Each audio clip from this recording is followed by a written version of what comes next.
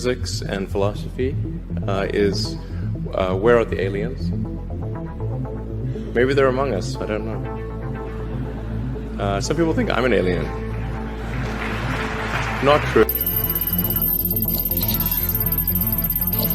I wonder how many dead one-planet civilizations there are out there in the cosmos. Maybe they're among us, I don't know. Yes, it's funny, the universe appears to be 13.8 billion years old. Earth at 4.5 billion years old.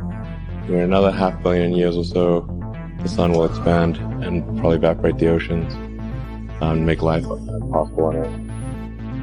Which means that if it had taken consciousness 10% longer to evolve, it would never have evolved at all. But I think this is one of the great questions in physics and philosophy, is where are the aliens? Maybe they're among us, I don't know. Do you think we'll make contact with aliens within the next 50 years? Well, that's a really tough one to say. So, what it suggests is there's this great question, it's called the Fermi paradox. Like, where are the aliens? Like, if there are so many planets out there, and the universe is almost 14 billion years old, why aren't the aliens everywhere? And this is one of the most perplexing questions. If there are super intelligent aliens out there, they're probably already observing us. That would seem quite likely, and we just are not smart enough to realize it.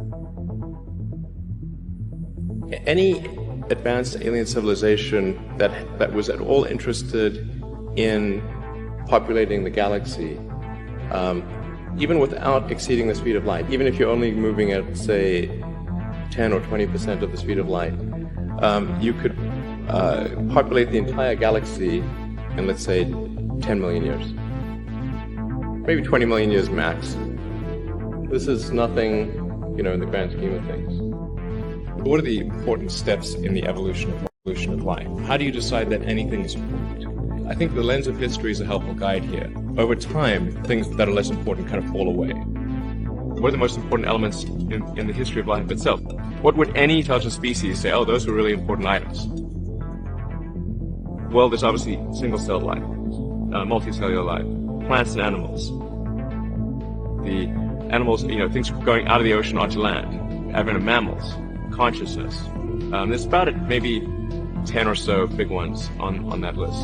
And on that list will also fit the extension of life to multiple planets for the first time.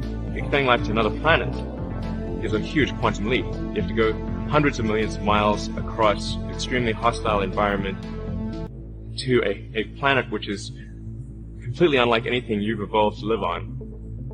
And that's just really an extremely difficult problem. In fact, I think it's an impossible problem without the advent of consciousness. So consciousness is a necessary precursor for that. Consciousness, it's the next step, actually, because you really kind of need consciousness to design vehicles that can transport life over hundreds of millions of miles of irradiated space to an environment that they did not evolve to exist in. Basically, if it took an extra 10% longer for conscious life to evolve on Earth, it wouldn't evolve at all, because it would have been incinerated by the sun. It appears that consciousness is a very rare and precious thing, and we should take whatever steps we can to preserve the light of consciousness. And the window has been opened. Only now, after 4.5 billion years, is that window open. That's a long time to wait, and it might not stay open for long.